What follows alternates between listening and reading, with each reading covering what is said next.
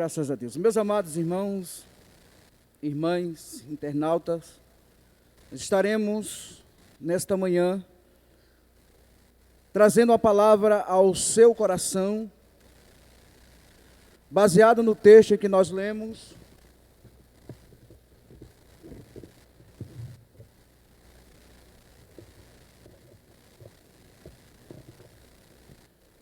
Está no primeiro livro dos Reis, o capítulo é o de número 19, e os versículos do primeiro ao versículo de número 8.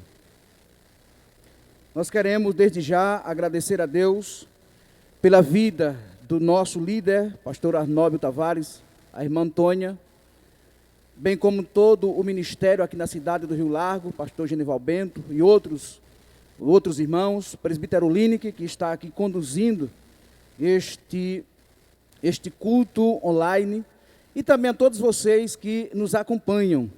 A congregação onde eu congrego, a congregação ali Vila Marília, na pessoa do presbítero Oberdon Júnior, todos os irmãos ali daquela congregação, bem como toda a minha família. Na manhã deste dia, eu quero falar sobre o Deus que levanta, o Deus que restaura, o Deus que não deixa de investir naqueles que lhe pertencem. O versículo de número 8 diz assim: levantou-se, pois, primeiro livro dos Reis, capítulo 19, versículo 8.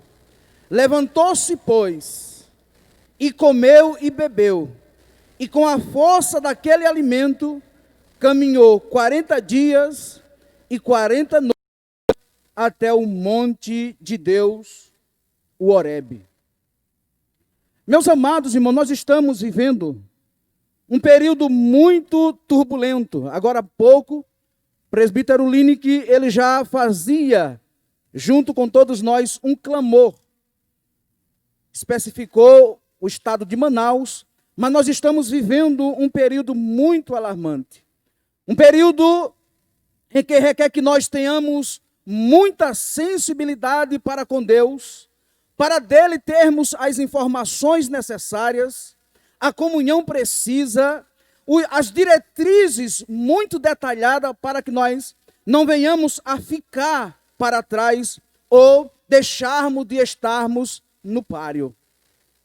Nós estamos vivendo um momento em que nós precisamos olhar de fato, como o escritor aos Hebreus, capítulo 12, e o versículo de número 2, ele diz: corramos com perseverança a carreira que nos está proposta, que nos fora facultada, olhando para Jesus, o autor e o consumador da nossa fé.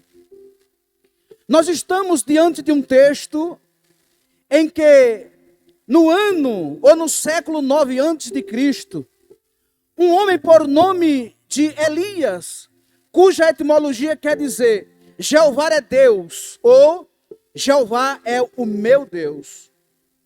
Elias, que era natural de Tisbé, ou de Tisbe, em Gileade.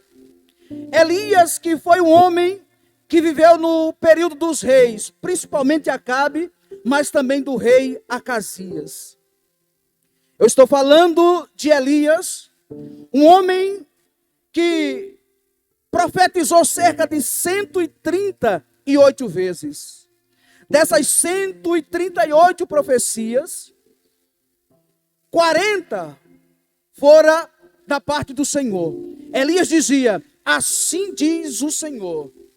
Mas também 98 vezes da sua profecia, Elias não disse assim diz o Senhor. Elias dizia: segundo a minha palavra.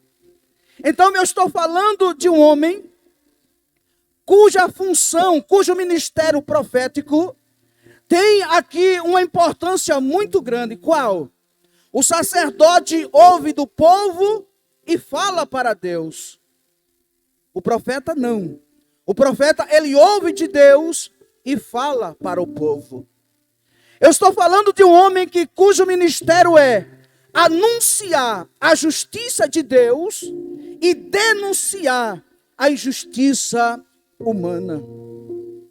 Eu estou falando de um homem que por inúmeras vezes ele falava segundo a minha palavra: se eu sou homem de Deus, que caia fogo do céu. Eu estou falando de um homem que ele dizia: olha, prepara os carros, prepara a carruagem, porque eu estou ouvindo um barulho de muitas chuvas. Eu estou falando de um homem que ele dizia: se eu sou homem de Deus, caia fogo aqui e consuma este holocausto. Eu estou falando de um homem que viveu em um período que é muito parecido com o contexto atual. Eu estou falando de um homem que viveu em uma época em que cada um queria fazer a sua própria vontade. Se você for olhar o capítulo 19 do primeiro livro dos Reis, você vai ver que Elias, quando ele está diante de Deus em um diálogo, ele diz: Senhor, somente eu escapei, porque o teu povo tem abandonado os teus princípios, tem matado os teus profetas e tem seguido os conselhos, os conceitos, os ditames, as diretrizes de Baal. Eu estou falando de um homem que no capítulo de número 18, é o capítulo, como falava ontem o reverendo Orisvaldo Nunes de Lima, pastor presidente das Assembleias de Deus no estado das Alagoas. No capítulo 18, Elias vive o Pentecoste, entre aspas. Claro, o Pentecoste só veio 40 dias depois da ascensão de Cristo. Mas ele estava vivendo um grande avivamento. Ele estava vivendo no ápice, no apogeu, na crescente momento do fogo. Eu estou falando de um homem que no seu ministério profético, das 138 profecias, sendo estas quase 60% da sua própria fala, segundo a minha palavra, Elias agora, depois do capítulo 18, o capítulo do avivamento, a gente entra no capítulo de número 19. Capítulo 18, capítulo do avivamento. Capítulo 19, capítulo das grandes emoções e abalos emocionais. Capítulo 18, Elias no cume do monte. Capítulo 19, Elias no vale mais profundo do seu estado emocional. Capítulo 18, Elias dizendo: se eu sou homem de Deus. Capítulo 19, Elias dizendo: eu não sou melhor do que os meus pais. Capítulo 18, Elias enfrenta 950 profetas de Baal. Capítulo 19, com a fala da rainha Jezabel, Elias entra nas mais profundas ilhas emocionais e começa agora a viver um momento de regressão, um momento de profundas emoções na sua alma. O capítulo 18, Elias faz uma oração que, segundo os biblistas, segundo os especialistas do Antigo Testamento, foi uma oração de segundos. E ele clama ao Senhor para que Deus mande fogo do céu, que a presença de Deus viesse sobre aquele holocausto. Mas no versículo 19, começa as labúrias, os porquês, as indagações, os questionamentos, as aflições, as dores emocionais, as tristezas profundas nos mais profundos arquivos da sua vida emocional. Eu sei, meus queridos irmãos, que nós somos seres biológicos, psicológicos e sociais. Isso dentro do campo da psicologia. Nós somos seres tricótomos. Dentro do conceito teológico, nós somos corpo, alma e espírito. Nós somos o pneuma. Nós temos o fôlego de vida oriundo de Deus, nós somos seres espirituais. Mas dentro dos estudiosos do comportamento humano, nós vemos que 3 profissionais que têm trabalhado muito nos dias atuais são os psiquiatras, os psicoterapeutas e os sociólogos. Existem outros, como os próprios psicólogos, os próprios homens e mulheres que militam no comportamento humano, sabem que nós estamos atravessando momentos difíceis em várias áreas das nossas vidas. Agora, existe uma das áreas que tem sido tão profundamente afligida e atacada, é a nossa área emocional. Quando eu falo dentro do campo da psique, dentro do campo da psique, nós encontramos essa tricotomia de análise do ser humano. Nós somos seres biopsicossocial. Dentro da biologia, os psiquiatras, eles trabalham mais os casos clínicos, ou psiquiatra clínico, porque eles analisam que a serotonina, que dentro da análise ou da formação do ser humano, dos seus hormônios, eles recebem uma carga do mundo externo, e esse hormônio serotonina, eles começam a diminuir, e esse ser humano começa a perder o ânimo pelas coisas que outrora fazia com muita ousadia. Os psiquiatras, eles trabalham justamente dentro desse campo bioquímico, dentro das análises das sinapses do cérebro humano, para entender que muitas das pessoas que estão vivendo hoje, sem condições de que o seu corpo produza esse hormônio que lhe proporcione prazer, alegria, dormir e as coisas básicas do dia a dia.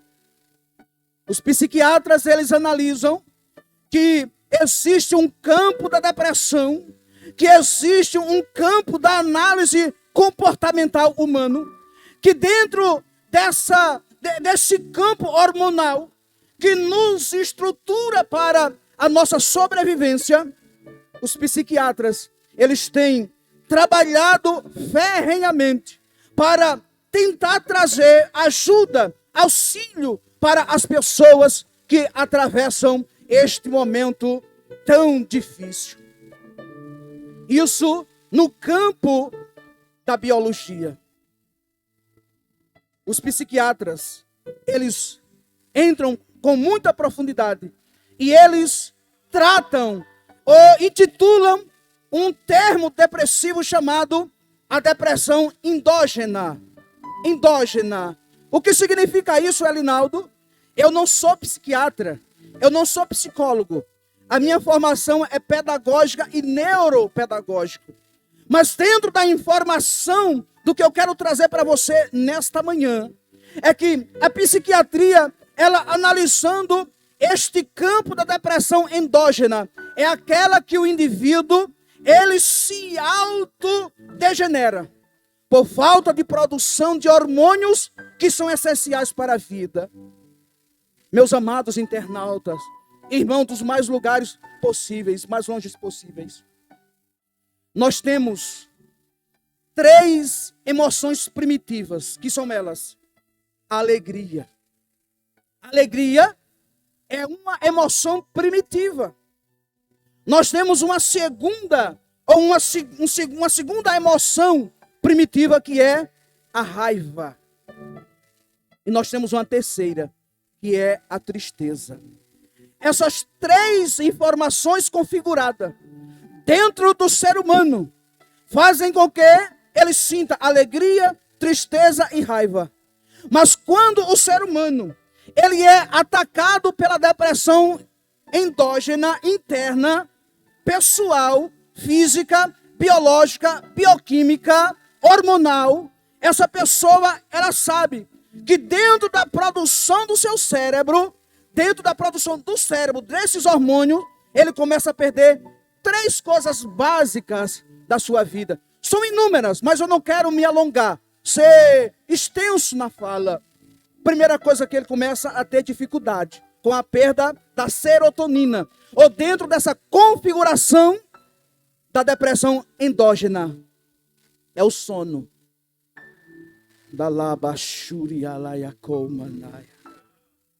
O sono. Será que eu estou sendo acompanhado simultaneamente, em tempo real, por pessoa que não conseguiu dormir? O seu organismo, ele não consegue produzir hormônios simples, como serotonina que eu falei, e ele não consegue dormir. Ele não consegue relaxar, como nós falamos, é bem simples no termo da fala. Dentro dessa configuração, dessa depressão endógena, que está no campo dos hormônios do cérebro, das sinapses cerebrais, esse ser humano, esse indivíduo, ele não consegue ter humor. Os impulsos prazerosos, como o contentamento, a risada, o prazer, a alegria, a satisfação, o bem-estar.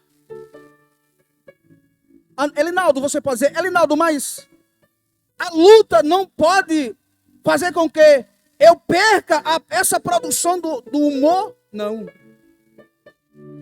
Jesus disse, no mundo tereis aflições, dificuldades, adversidade, oposição, ventos contrários. Jesus disse, no mundo vocês terão isso, uma gama, uma lista de adversidade, porém, tenham humor, tenham bom ânimo, tenham expectativa, tenham entusiasmo.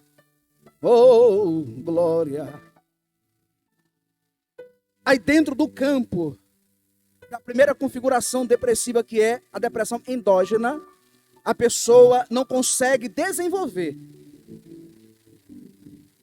coisas simples como o sono, o humor e o apetite. Quando eu falo de aptidão, eu não estou falando apenas que daqui a algumas horas nós pegarmos um prato de alimento. Aqui no Nordeste vocês sabem como é caprichado, né? A culinária nordestina. Vocês que estão em outros, quando passar esse vendaval, vocês podem visitar Alagoas e contemplar o que é culinária no nosso estado. Eu não estou falando apenas de apetite alimentício. Da calachuralamandoraia.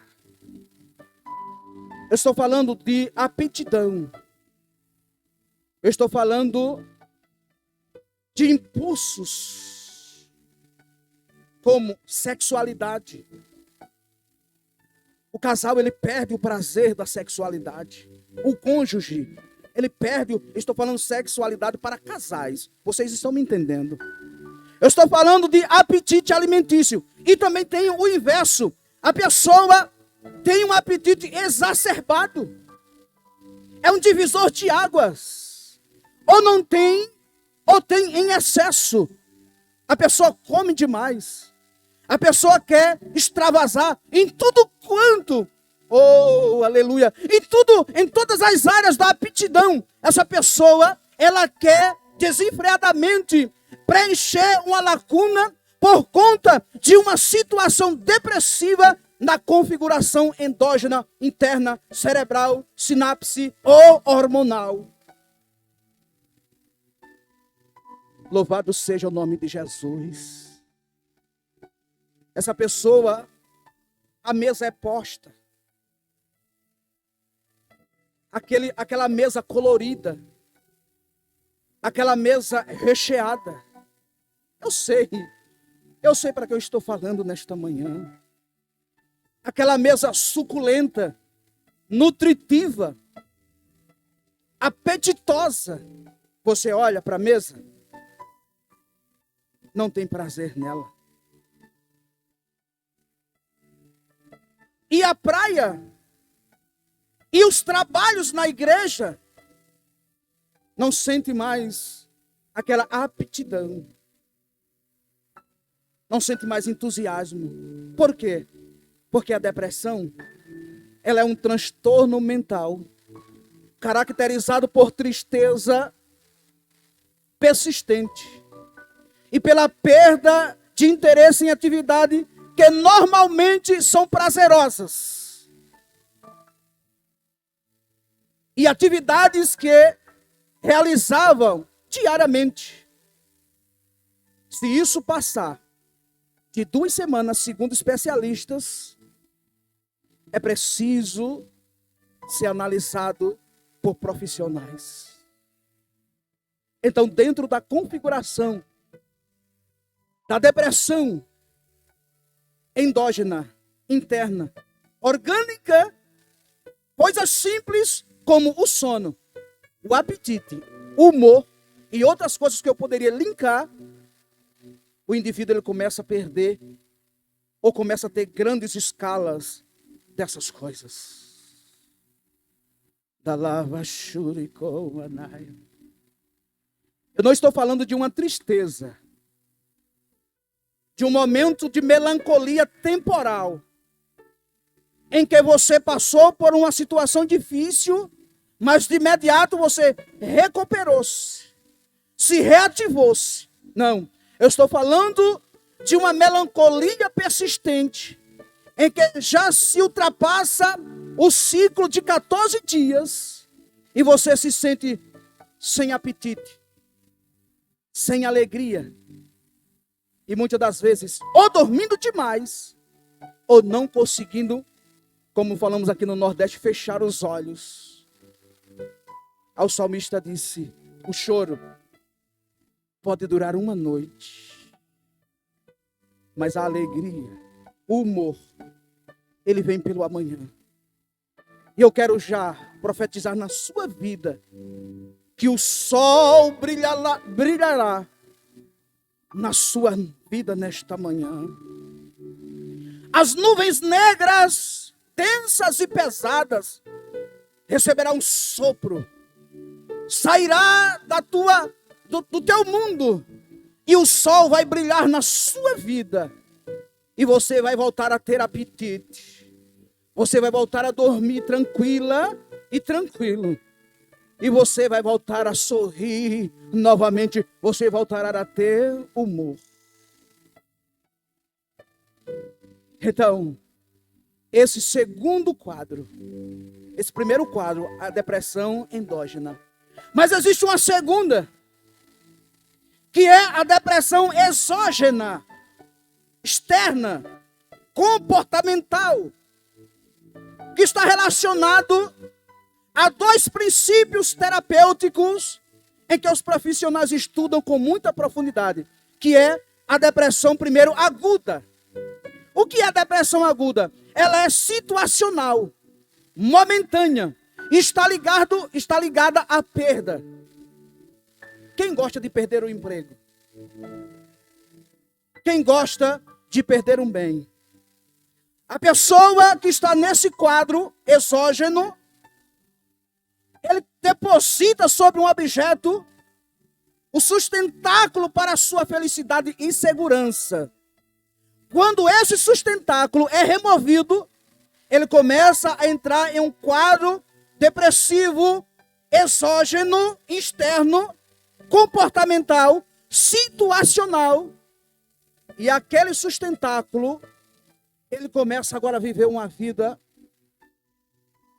de altas emoções profundas. É aquela pessoa que perdeu um parente e foi acometido por essa situação dolorosa. É aquela pessoa que perdeu um bem grandioso. É aquela pessoa que teve uma frustração amorosa. É a depressão exógena e aguda. Mas existe dentro dessa configuração da depressão exógena externa, Existe também a depressão crônica, que está ligado a conflitos internos, a traumas da infância, inclusive episódios intrauterinos, inclusive acontecimento ainda você no ventre da sua mãe.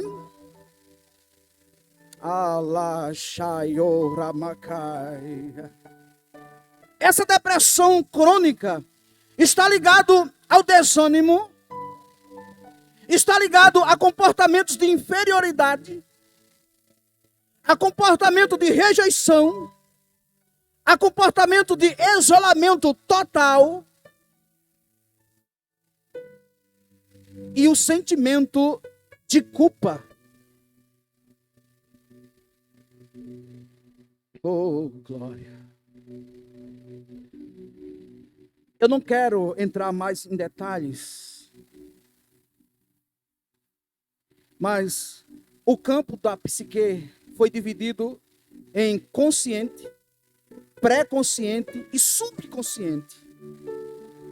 Dentro do iceberg de Freud, existe uma camada ou uma divisão do nosso psiquismo chamado de inconsciente.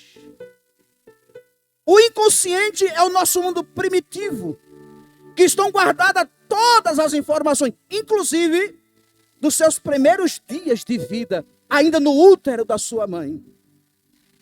E as informações e acontecimentos externos, você ainda no útero, você pode estar trazendo esse conflito para a atualidade. E você está vivendo uma situação de uma depressão crônica por conta desses sintomas de autoestima baixa e de isolamento, de perca do colorido do mundo, do desânimo no seu aspecto total e desenfreado. Eu estou falando da depressão no aspecto crônico, de que essa pessoa está mais voltada, enquanto a endógena está ligada ao mundo das sinapses cerebrais, a exógena, no sentido crônico, está ligado mais ao mundo comportamental, de traumas vividos desde a sua concepção até os dias atuais. Eu não estou falando de pessoas que querem passar um momento a sós. Paulo até fala, quando o casal, ele tem um momento para ele sozinho, ele tem que confirmar com a sua esposa, ou vice-versa. Vai para um momento com Deus, mas não demore, volte logo.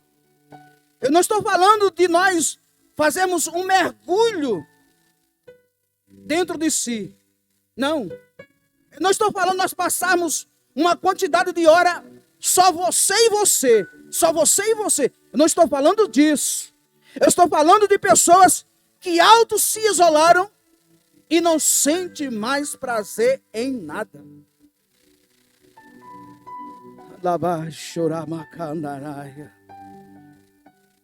Essa é a configuração da depressão crônica.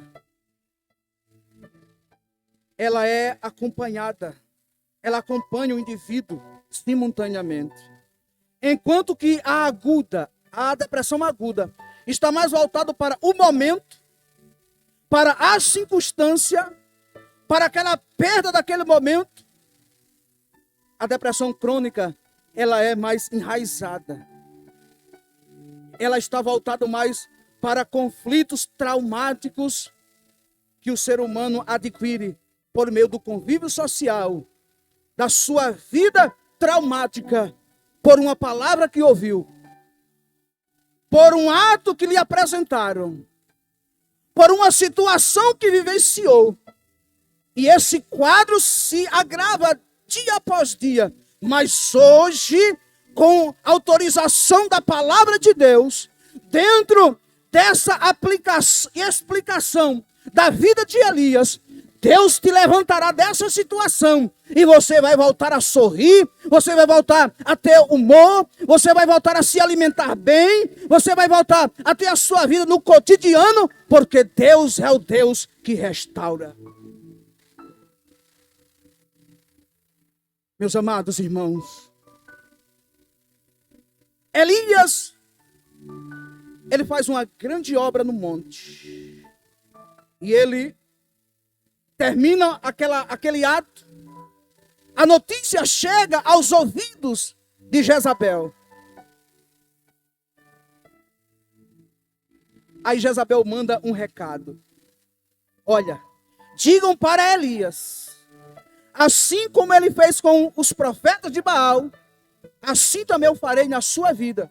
E a tradução original ali, do texto aqui, é que ela disse, dentro de 24 horas, eu darei cabo, eu exterminarei você, profeta. Hoje, nós estamos sendo bombardeados por Jezabéis. Grande parte da mídia são instrumentos demoníacos dentro de um conceito comunista que tem se levantado com muita braveza, com muita nocividade contra a igreja do Senhor.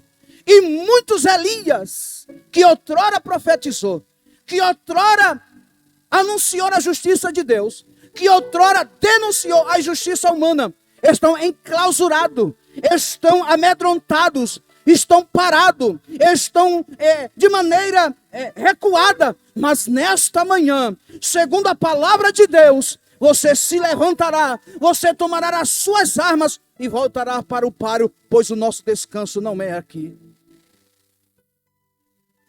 Amados irmãos, igreja, internautas, quando Elias toma o conhecimento daquela fala, daquele recado de Jezabel, Elias ele faz aqui uma primeira coisa. Ele deixa Geazi, ele deixa o seu moço. Eu aplico aqui como isolamento. Não estou falando do isolamento social, do contexto. Pelo amor de Jesus, me entendam. Ele deixa o seu moço. Ou seja, ele não quer mais viver socialmente, não quer mais socializar. Elias deixa Geazi, Elias deixa o seu moço. Não faz mais sentido viver socialmente. Os ensaios, os cultos de Santa Ceia, que são os nossos cultos, o culto ápice da igreja, Santa Ceia, não vou hoje.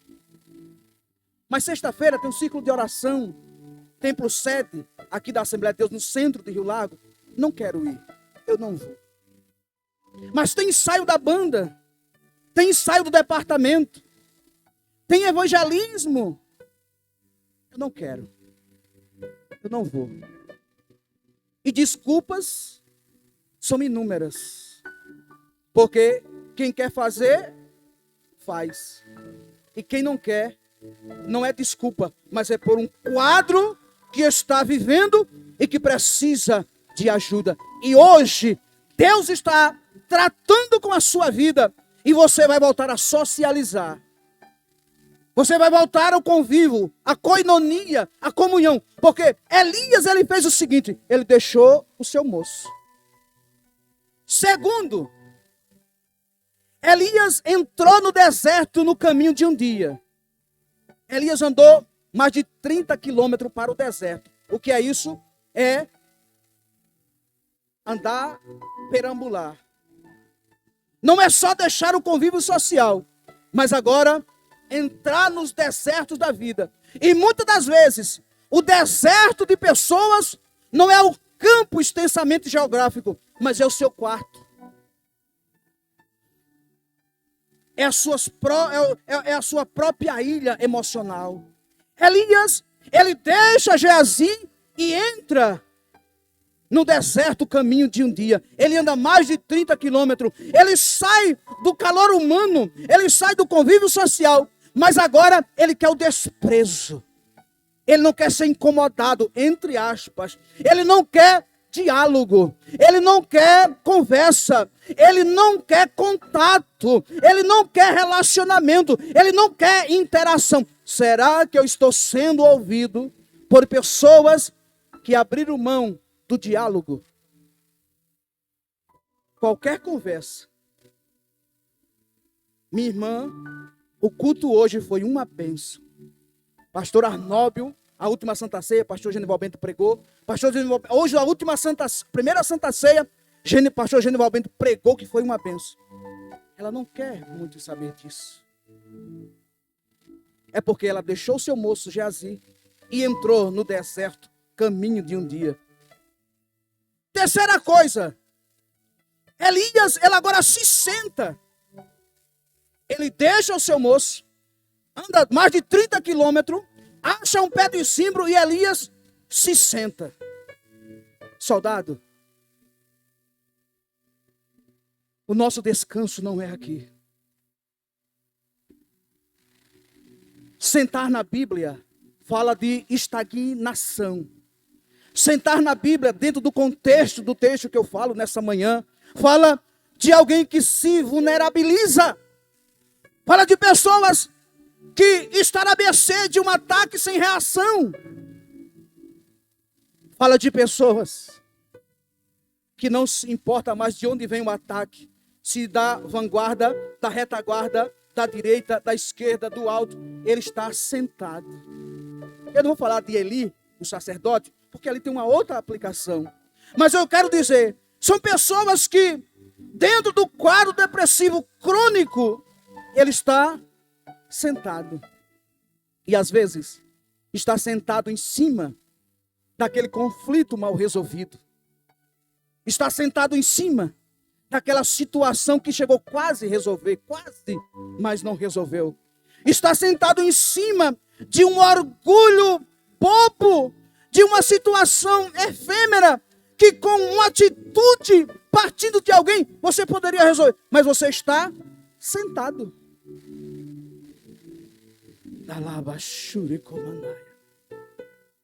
Quando eu analisava a presbiteroline, que a etimologia do termo perdão é a remoção do ressentimento, de desejo de vingança para com o ofensor. É você fazer as pazes. Não quer dizer reatar a amizade, mas perdoar é você voltar a ter paz consigo mesmo. Eu até coloquei uma frase um dia desses, que perdoar é você querer que o seu inimigo se alimente bem, mas alto lá se é na sua mesa. Perdoar é você liberar, arrancar, se levantar dessa situação que você sentou e ter uma transformação interior e você voltar a ser feliz. Não estou dizendo que você vai voltar à amizade, ao relacionamento, às afinidades, mas se você não perdoa, é você tomar um copo de veneno e querer que aquele que te feriu morra. É você morrendo aos poucos. Então Elias, ele deixou o seu moço, caminhou o caminho de um dia. Elias sentou e quarto, Elias deitou. Elias não somente sentou, Elias agora deita. E sabe o que é que nós entendemos como deitar aqui? É alguém que vai ao lugar mais vulnerável possível.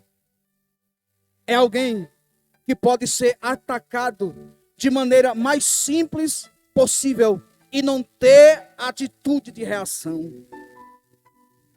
Elias não apenas se deita, Elias agora, quinta coisa, Elias dorme. Entenda, Elias deixou seu moço. Elias entrou no caminho de um sábado, andou no foi para o deserto. Elias sentou, Elias deitou e Elias dormiu. Aí a palavra de Deus diz: desperta, ó tu que dormes, e Cristo te esclarecerá. Dormir na Bíblia, meus amados irmãos, é aquela situação que você está praticamente sem uma reação. Vocês lembram de Lucas capítulo 10, o samaritano, aquele que caiu na mão dos malfeitores? Ele estava deitado, ele estava desacordado. É alguém que está desacordado, não está morto. Ouça isso, não está morto, mas está desacordado. Ou seja, não sabe o que está acontecendo no mundo físico, biológico, social, espiritual. Não sabe o que está acontecendo. Por quê? Porque está dormindo, está desacordado. Mas aprove o Espírito de Deus enviar um bom samaritano ao teu encontro para te acordar. Então Elias, ele está agora dormindo. Mas aqui entra o Deus que restaura.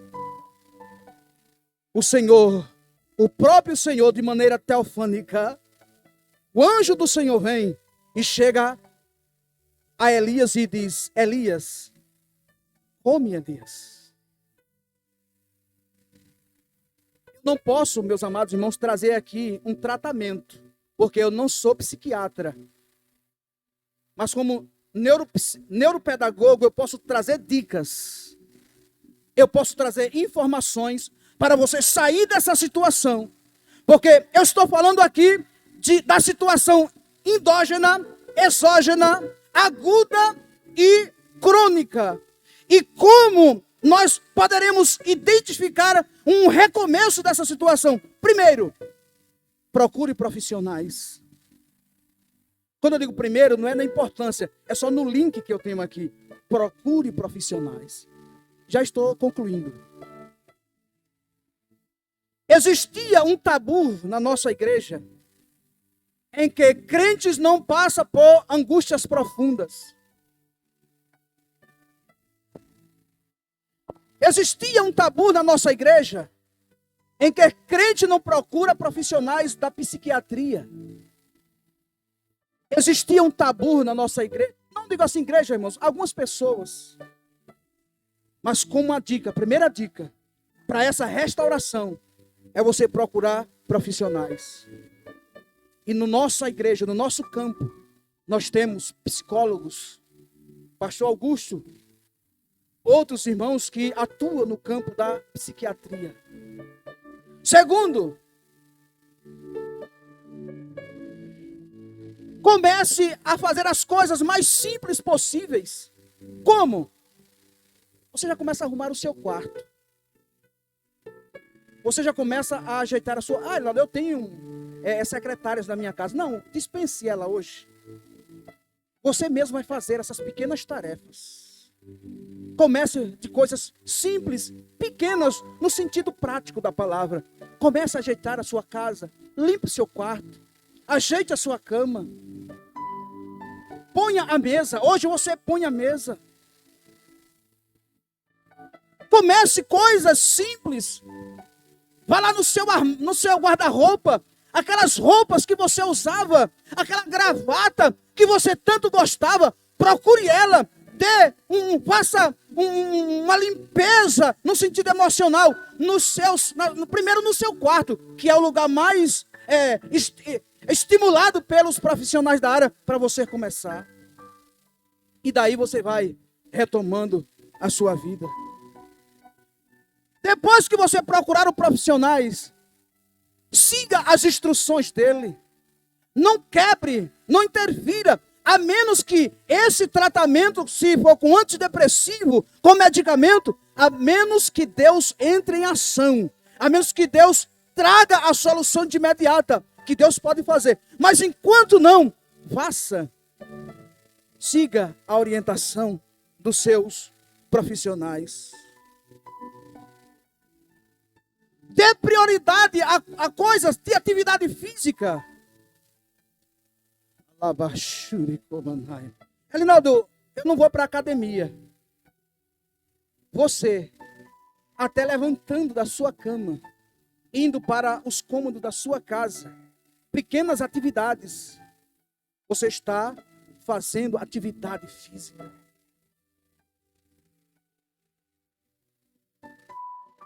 Mas procure reatar laços de amizade que ficaram perdidas por conta dessa situação. Se não presencial, mas por meio da tecnologia. Comece, ligue para aquela pessoa que fazem dias que você não fala com ela. Manda uma mensagem de texto. Depois uma chamada ou um áudio. Comece a se comunicar. E por último, busque a Deus. Profissionais, psiquiatras da área do comportamento emocional se rendem à veracidade da espiritualidade, em que alguém que está na busca de Deus, que está na casa de Deus, que está buscando a pessoa bendita do Senhor, são pessoas que têm chances imensas de dar uma volta por cima e sair da situação que se encontrava. Então, quando o anjo chega diante de Elias e toca em Elias, ele acorda Elias. É o que eu estou fazendo hoje com você. Eu estou te acordando, te despertando. Ele agora diz, Elias, quando Elias acorda, Elias já visualiza pão na sua cabeceira. O que eu quero dizer aqui é que lá no início da mensagem, quando eu falava do apetite, Elias já vê pão. Elias já entra aqui, uma pessoa que está em um quadro de uma emoção profunda, ela não tem como comer. Mas quando Elias, ele é despertado, Elias, ele tem um encontro com o Senhor, Elias come. Mas quando Elias come, Elias volta a dormir. Mas como eu estou falando nessa manhã, do Deus que restaura, Deus vem pela segunda vez. Isso fala da insistência de Deus em te levantar, em te trazer de volta o sorriso. O anjo vem pela segunda vez e diz, Elias, come e bebe. As duas coisas básicas da vida. A nutrição e a hidratação. Come e bebe, porque muito comprido te será o caminho. Muitas coisas tem para você ainda fazer. Aquela congregação, aquela igreja, aquele povo ainda será pastoreada por você. Aquele departamento, aquela orquestra, aquela repartição pública ainda será administrado por você. As atividades governamentais da sua casa, da sua empresa, da sua escola, da sua igreja, voltará a ser administrada por você. Porque Deus trouxe para Elias pão e água. Para nós hoje, a sua palavra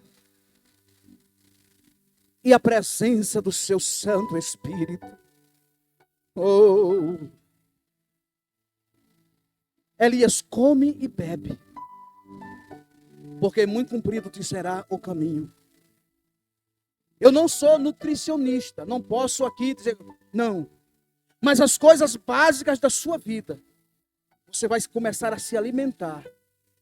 Você vai voltar a ingerir as coisas básicas para a sobrevivência. Porque o Senhor diz para você nesta manhã que Ele é o Deus que restaura. Por isso, coma e beba, porque cumprido, longo, promissor te será o caminho. Deus abençoe a sua vida. Deus te proporcione momentos de prazer, de alegria, de comunhão. Com Ele na vertical e com os céus na horizontal. E, em especial, central, você ter paz e comunhão com você mesmo.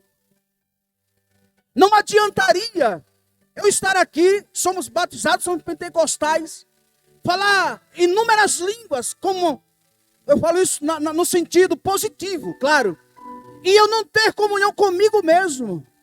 Eu estar ativo em tudo e eu estar disperso comigo mesmo. Não. Deus te proporciona nesta manhã, segundo a sua palavra, para você ter comunhão na vertical, comunhão com Ele, comunhão na horizontal, você e o seu irmão, mas também comunhão com você mesmo, paz com você mesmo, alegria com você mesmo, simpatia com você mesmo, pois Deus, Ele tem o melhor para a sua vida. Por isso que Deus disse para Elias, Elias, come e bebe, porque muito comprido te será o caminho. Deus abençoe a sua vida, em nome do Senhor Jesus.